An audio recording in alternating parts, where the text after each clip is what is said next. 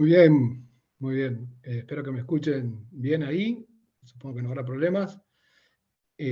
Para mí es una alegría y un honor presentarla a Sara. Eh, Sara, yo la conocí hace unos 5 años en Baltimore, cuando estuvimos en la conferencia de Plaintree, y me llevé una impresión increíble del conocimiento y de su capacidad y sus dotes de explicación. La verdad que yo estaba muy interesado en intentar tener información acerca de cómo implementar los estándares de Plaintree en mi hospital, y la verdad que su charla me vino muy, pero muy, muy bien.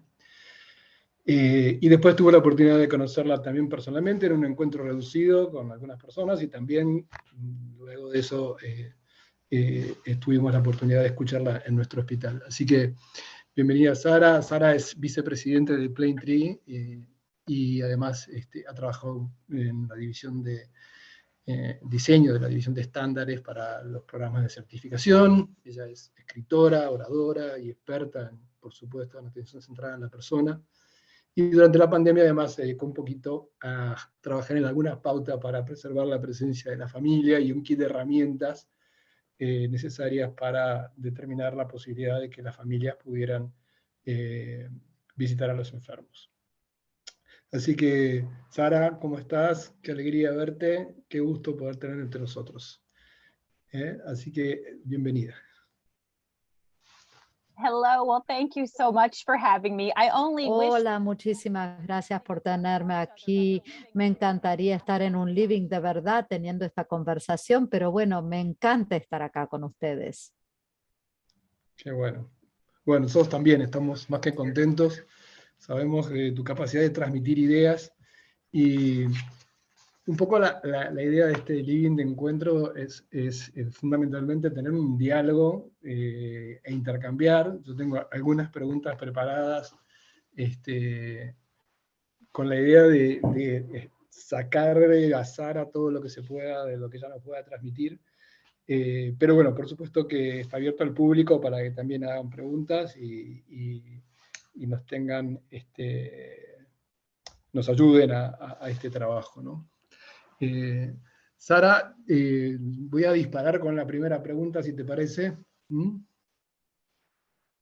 Tengo esas 10 preguntas o las 10 claves, pero quería empezar primero preguntándote, nosotros sabemos que el concepto de atención centrada a la persona existe desde hace muchísimo tiempo. Yo recuerdo haber leído mi primer libro, que es un libro que hizo el Picker Institute, que se llama Through the Patient's Eyes, que para mí fue realmente un libro deslumbrante desde el punto de vista de la cantidad de información que tiene, que fue editado en el año 93, pero entiendo que viene, por supuesto, de antes, ¿no? Y entonces, y desde entonces vengo leyendo este tema y estudiando y metiéndome cada vez más. Pero bueno, me hacía ver claramente que los pacientes tenían una perspectiva distinta a la nuestra a la hora de recibir los cuidados. Entonces, la pregunta es, ¿cómo ha evolucionado el concepto del cuidado centrado en la persona? ¿Sigue siendo esto un concepto del que manejamos actualmente, el concepto relevante, oportuno, el conveniente? ¿Cómo ves vos la evolución del concepto de atención centrada en la persona y dónde estamos parados actualmente?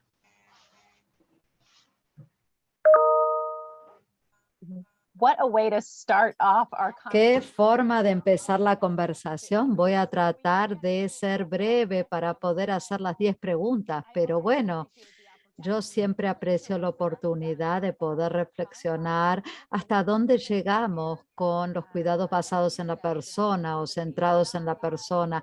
El libro A través de los ojos del paciente, que salió hace muchos años, este concepto en la filosofía de Plaintree se remonta a 1970, antes de que existiera el término atención basada en la persona o centrada en la persona. De muchas maneras, este concepto en realidad fue adelantado a su época y nosotros estamos recuperándonos ahora. Tempranamente, cuando el paciente, los consumidores, la familia veían diferentes formas de administrar cuidado, que eran participantes activos, sabían intuitivamente que esto iba a generar mejores resultados. Hablaban de la participación paciente-familia y el rol de las comunidades, aliarse con los hospitales y también la idea de ocuparnos del cuidador y generar resiliencia en los trabajadores de salud. Estos tres conceptos solos me parece que estamos viendo que no podrían ser más relevantes el día de hoy. Son súper oportunos.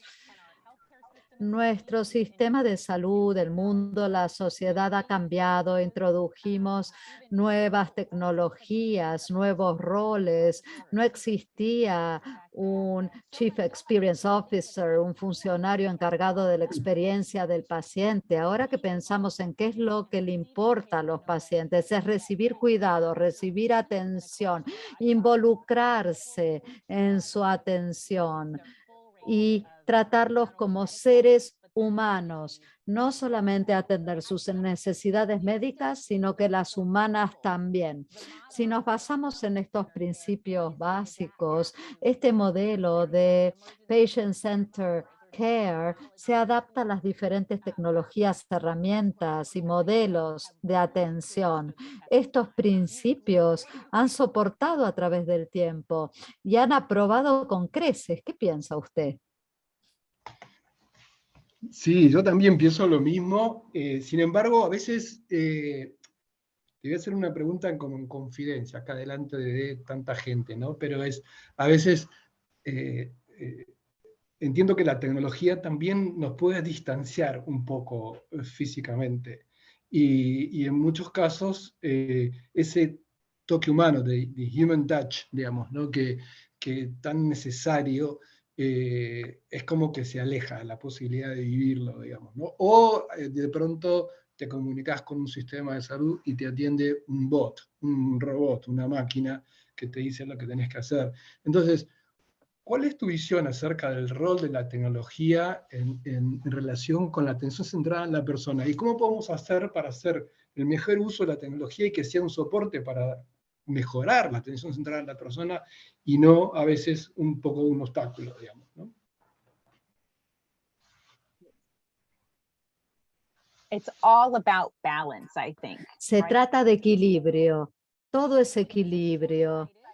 Sería muy corto de vista y no sería una buena idea pasar por alto el rol importante que puede jugar la tecnología, ¿no? Para generar un sistema más centrado en la persona, incrementa el acceso, mejora la conveniencia, hay nuevas tecnologías que dan más seguridad a los pacientes, que ayudan a gestionar sus cuidados en casa, pero al mismo tiempo, y yo sé que es verdad porque lo escuchamos una y otra vez de los pacientes, de los miembros de la familia, y también salen las encuestas.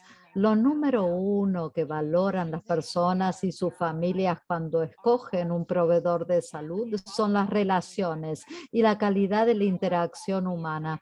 No podemos permitir que la adopción de la tecnología entonces reemplace a estas interacciones humanas. Tienen que ser un amplificador, un mejorador, mejorador de conveniencia, mejorador de acceso, pero no, y que ayude a construir relaciones y confianza. Parte de esto es cómo hacemos esto en una forma centrada en la persona. Y me parece que tiene que ver con la selección de la tecnología y hacer participar a los usuarios finales, a las familias, a los pacientes en el proceso de selección, que testeen esto, que nos digan cuál es su experiencia, cómo se sintió con esta tecnología.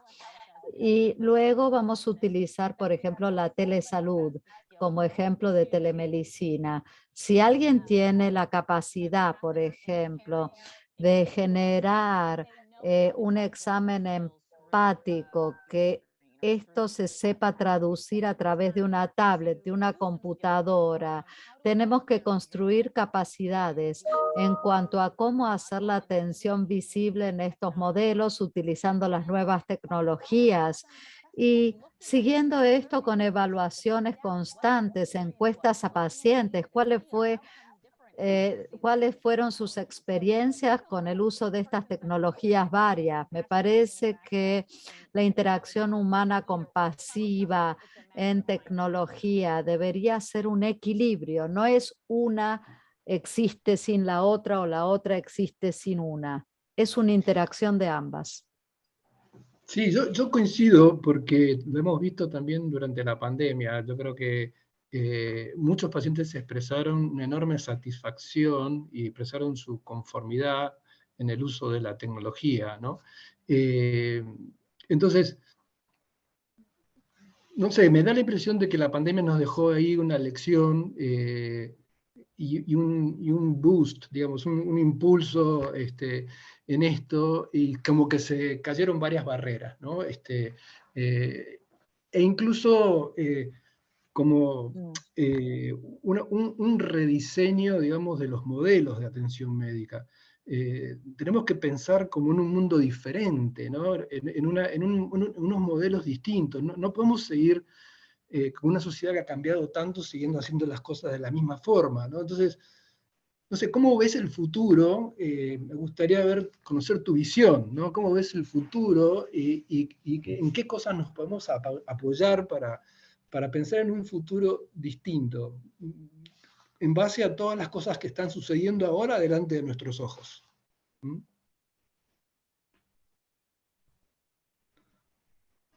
I know, really, when you think Sí, about it, lo sé. Cuando pensamos en esto, el futuro es ahora. A mí me parece que particularmente la pandemia nos aceleró algunos elementos de los pacientes, la familia y su participación. Yo pienso en el trabajo que se hizo para poder realmente eh, encontrar a la gente donde estaban. Yo quiero pensar en encontrar a la gente donde viven, donde trabajan, donde van a las escuelas, donde rezan, en la comunidad. Y nosotros lo logramos para poder proveer vacunas, para poder proveer pruebas, para que fuera conveniente, para que fuera seguro. Si nosotros podíamos limitar a la gente de venir a los hospitales y las clínicas, si podíamos proveer estos elementos de atención en las comunidades, podíamos evitar el tráfico en el entorno hospitalario y al mismo tiempo maximizamos la posibilidad de llegar a la gente que necesitaba cuidados preventivos. Me parece que el genio ya salió de la botella. Como proveedores de salud, en lugar de esperar que la gente venga a nosotros en las horas que estamos abiertos, en los lugares que nosotros establecemos, tenemos que pensar en cómo llegar a los pacientes, sus familias, las comunidades en sus lugares, en donde es más conveniente para ellos, en donde es mejor para ellos, ya sea en persona o a través de la tecnología. Desde mi punto de vista, esto es lo que va a cambiar el futuro de cómo la salud se entrega y dónde se entrega. Y esto va a requerir de niveles más profundos de asociación con las comunidades para poder entender las necesidades de las comunidades, cómo podemos llegar a los pacientes, a la gente y posicionarnos desde otro punto en el hospital. El hospital va a ser no solamente un lugar donde la gente venga porque está enferma, sino que el hospital se va a asociar con las organizaciones y las comunidades para proveer atención en los lugares donde la gente la necesita. Me haces acordar a un concepto que Maureen Bisoniano solía repetir hace ya algunos años, que hablaba del constant care, digamos, ¿no? La atención permanente, el cuidado permanente, ¿no? Tal vez sea ese el futuro, digamos, porque hoy la gente tampoco quiere esperar, nosotros a veces la hacemos esperar demasiado, quiere resolver sus problemas de salud muy inmediato. No sé, yo creo que muchas veces llegamos tarde a las necesidades del enfermo. Entonces, ¿cómo crear ese futuro, digamos, en una forma que podamos estar ahí cuando el paciente lo necesita, ¿no? O sea, ¿Cómo podemos hacer para un futuro más centrado en la persona y en las necesidades específicas, ¿no? Eso es un pensamiento que a veces me viene y que todavía como que no lo tengo resuelto, porque veo que las cosas cambian y que la gente cambia y que los desafíos siguen estando y por otro lado veo también muchas organizaciones y muchos profesionales que todavía tienen un pensamiento antiguo, ¿no? Y entonces no se pueden relacionar con el nuevo modelo de atención, ¿no?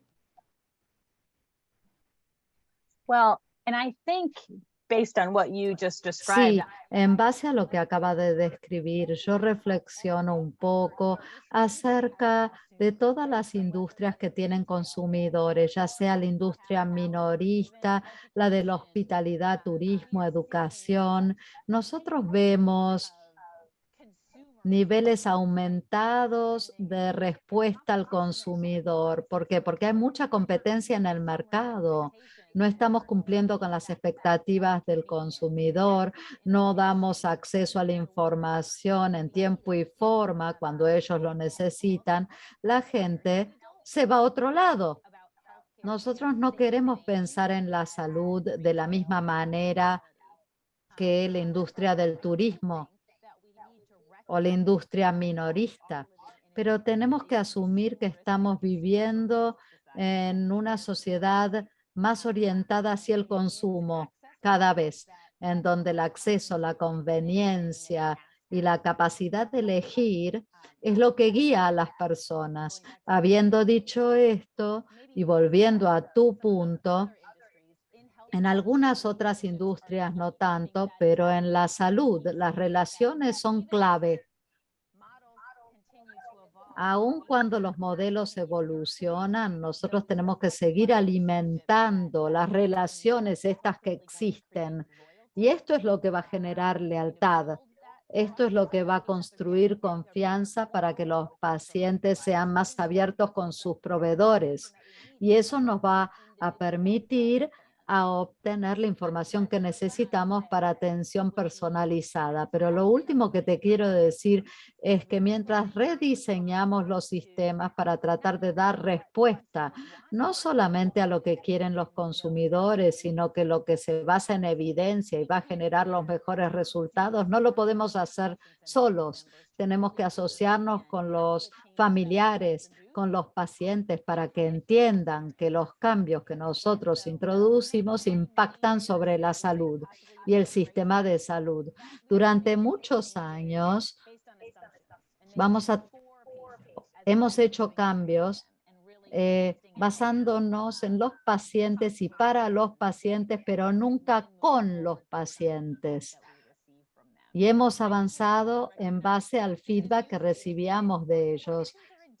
Las organizaciones están en diferentes lugares. Algunos son más reacios a los cambios que otros. Lo mismo se dice de los pacientes. Hay pacientes que son abiertos al cambio, otros no tanto, no quieren participar.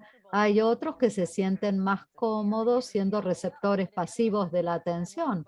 La evidencia nos muestra que cuanto más se involucran los pacientes, mejores los resultados. Hay que guiarlos. Hay que invitarlos a ser más activos en su atención a medida que los sistemas de salud comienzan a reorientarse alrededor de la participación del paciente y la familia. No Buenísimo. para el paciente, sino trabajar con el paciente y con la familia.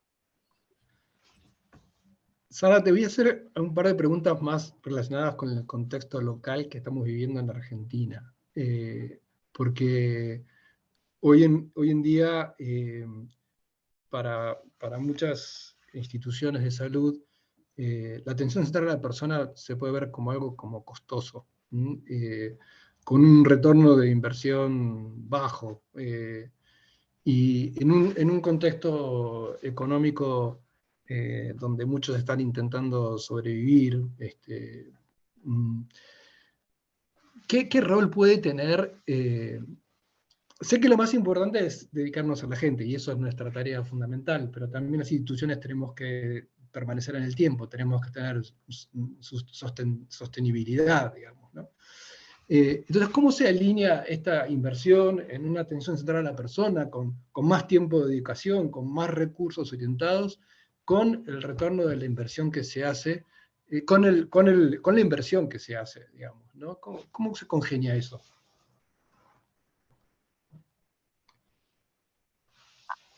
Thank you for asking this question. Gracias por preguntar esto, porque yo sé que muchas veces cuando nosotros hablamos de la importancia de centrarnos en la persona y la importancia de la empatía y la compasión, hay gente que no quiere sacar el tema de gastos y retornos sobre la inversión, pero esta es una conversación muy importante a tener, porque cuando analizamos cómo generamos un sistema más basado en la persona, abordar este retorno sobre la inversión es crítico. Una forma de abordar esto es pensar en los costos evitables que las instituciones asumen, los que se asocian con capacitar nuevo personal, ¿no? Cuando hay alta rotación, por ejemplo, o el costo de cobertura, ¿no? Si tenemos mucho ausentismo, o el costo de la mediación o de los juicios si las cosas no salen como planeado. Y en muchos casos, si nosotros comenzamos a excavar a las causas raíces de alguno de estos problemas, termina siendo un problema cultural. Es una cultura, la falta de transparencia, la falta de confianza, en donde la atención se enfoca más en la eficiencia y las tareas que en la persona. Entonces, lo que hace la atención basada en la persona es abordar estas causas raíces de lo que yo describo, causas evitables. Reconectamos al personal a la razón por la cual se gratificaron por primera vez en entrar en atención o en el sistema de salud. Esto a la larga va a dar apoyo a la continuidad de la atención, generar mejores resultados para los pacientes y reducir el costo asociado con la alta rotación de personal. Si analizamos involucrar a pacientes y sus familias, tenemos que involucrarlos más, como compartir, por ejemplo, la toma de decisiones, los registros electrónicos de pacientes, y ahí van a trabajar con sus proveedores.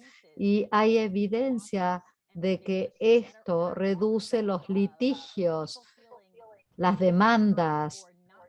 Las demandas se producen porque el paciente se siente no escuchado, no entendido. Y si continuamos a lo largo de estas líneas, la gente se va a involucrar en desarrollar su propio plan de atención que cumpla con sus necesidades médicas, con sus realidades. Se va a posicionar mejor para poder tomar los pasos necesarios que necesitan para seguir un plan de salud. Y esto va a resultar en mejores resultados para ellos. Y finalmente, todo esto ayuda a generar una impresión mayor y mayor fidelidad del paciente. Y el paciente no va a buscar atención en otro lado, va a identificar estas experiencias. Y no se trata de un entorno físico maravilloso ni de elementos superficiales. Se trata de cómo participaron, se involucraron, construyeron relaciones de confianza con esta institución de salud. El retorno sobre la inversión no va a ser inmediato, pero es una inversión a futuro para la sustentabilidad de la organización, abordar las causas raíces que pueden dañar una organización y dañarla mucho. Qué bueno, qué bueno, qué bueno lo que comentás, porque coincido 100% y creo que lo vemos a diario, ¿no? Eso es algo que siempre está presente, ¿no? La otra pregunta que te quería hacer, no sé si hay preguntas del público, pero una de las que me viene a la mente es, siendo esto una transformación cultural, ¿no? En la que pienso que todos tenemos que pensar de una manera diferente. O sea, salir nosotros de del centro y que el centro lo ocupe el paciente y lo ocupe el personal de salud, pero en el sentido del cuidado que ponemos sobre ellos, digamos, ¿no? ¿Cómo pensás que esto es sostenible en el tiempo con las amenazas que tienen, ¿no? Es la rotación del personal, los problemas, digamos, que tenemos con nuestros empleados que quieren cambiar de posiciones, y entonces yo siempre he pensado que tal vez la formación continua sea una manera de poder resolver este punto, ¿no? Pero, ¿cuál es tu experiencia en sostener un esfuerzo de esta naturaleza para que la transformación cultural se dé y termine arraigando, digamos, en las personas, y tal vez sea el ambiente el que termine por conformar un estilo de las organizaciones que sean centradas en las personas donde la gente se sume? Porque hoy lo que se ve es que las organizaciones están separadas por silos, lo que se ve es que no hay un adecuado manejo de la continuidad de la atención, hoy se ve intereses personales y sectoriales bastante distintos entre grupos médicos, por ejemplo, o entre distintos tipos de profesionales. Entonces, nada, es un desafío gigante cambiar la manera de pensar de las personas. ¿Cómo tenemos que hacer para hacer esto?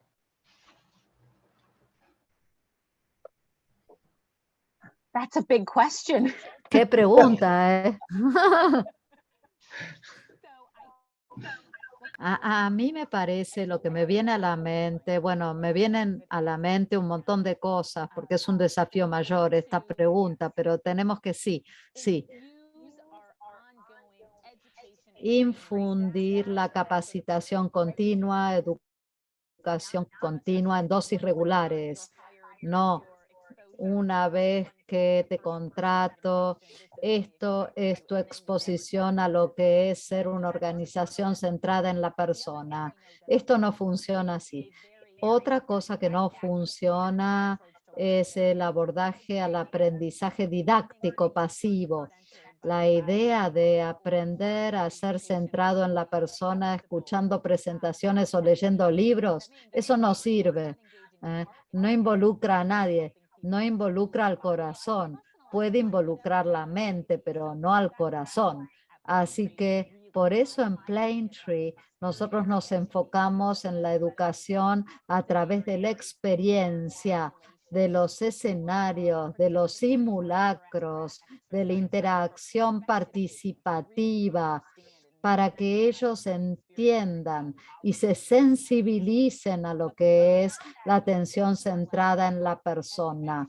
Pero la educación continua, capacitación continua para generar conciencia es importante, pero lo vemos en diferentes niveles. Tenemos el nivel personal y el nivel organizativo. ¿Cuáles son las estructuras que sirven para derribar silos a medida que nos involucramos en la mejora?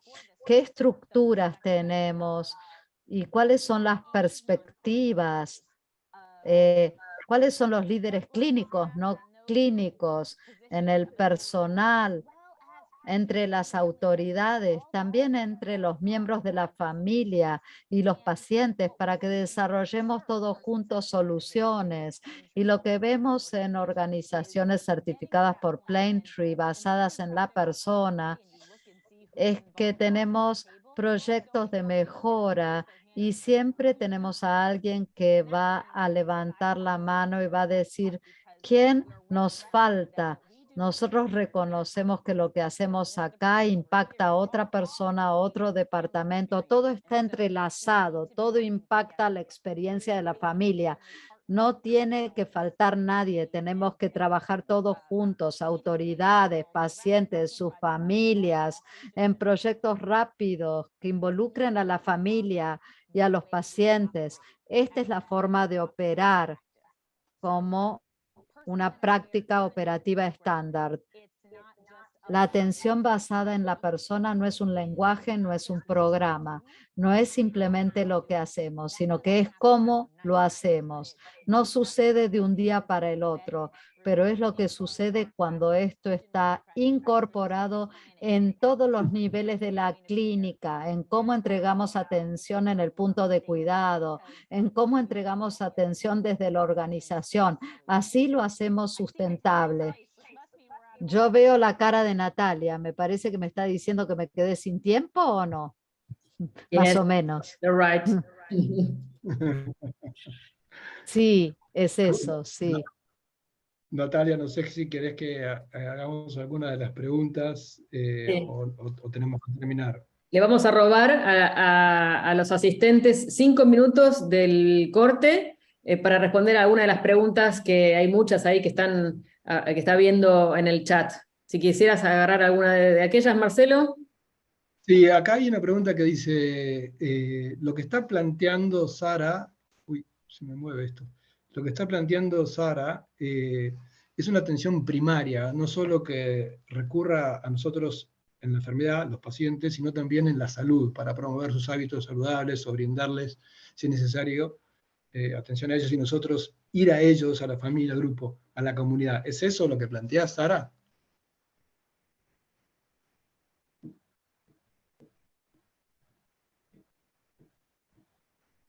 I think what we're seeing is, Creo yes, que lo que vemos es sí, el cambio en cuanto a cuál es el rol de la organización de salud, ya sea cuidado de agudos, cuidado primario. No es simplemente ocuparse de las personas que están enfermas, sino que también asegurarse de que la gente se mantenga bien, tratar de que la gente no llegue al hospital. Es decir, ¿cómo podemos promover la salud? Y nosotros sabemos, porque esto está demostrado estadísticamente, ¿no? Cuando se trata de resultados, 80% son los determinantes sociales de la salud. Son factores que no son clínicos en naturaleza, pero como son muy importantes para el bienestar, ¿cuál es el rol del proveedor de salud para abordar estas necesidades e incorporarlas en las evaluaciones y en la entrega de la salud, ¿no? Tener buenos sistemas de derivación, ¿no? Muy bien. Y otra más es, preguntan acá, hay una pregunta que dice que no están de acuerdo, Gabriela Ochoa dice, no está de acuerdo con la telemedicina. Dice, la acepto, pero para el seguimiento o dar resultados, guiar, orientar, pero no comparto la telemedicina como un método de atención. ¿Qué respuesta le podrías dar a ella?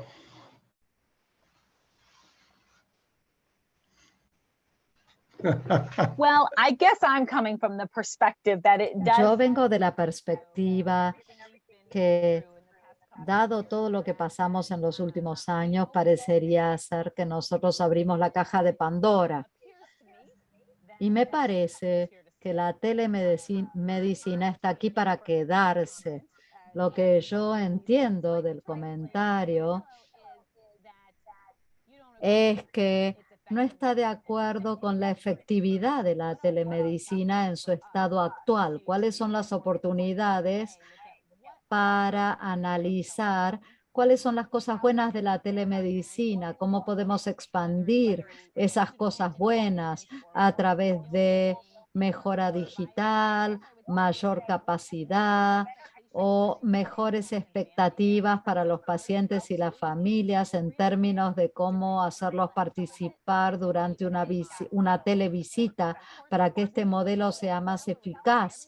Nosotros estábamos trabajando hacia la telemedicina cuando cayó la pandemia y tuvimos que acelerar las cosas. Cuando avanzamos, tenemos que pausar y ver cuáles son las cosas que tenemos que mejorar y qué cosas queremos mantener de la telemedicina. Bueno, no nos da más el tiempo. Podríamos quedarnos bastante más tiempo. Yo creo que, Natalia, fueron bastante amarretes con el tiempo. Con Sara es un fenómeno que pasa siempre. Queremos seguir escuchando. Porque deberíamos aprovecharla un poco más. Pero bueno, no sé, creo que salieron temas muy buenos y que nos deja bastantes puntos de reflexión, así que agradecerte de todo corazón esta dedicación tuya de tiempo y bueno, nada, en lo personal, poder verte pronto, saludarte y poder charlar un rato, me encantaría. Así que gracias, muchas gracias por darnos estas tan buenas ideas de este día, esta tarde. Thank you so much, and thanks so much for the opportunity. And I agree. Gracias y gracias por la oportunidad y espero que nos podamos ver en persona y no más a través de esta pantalla. Muchísimas gracias, Sara. Muchísimas gracias, Marcelo.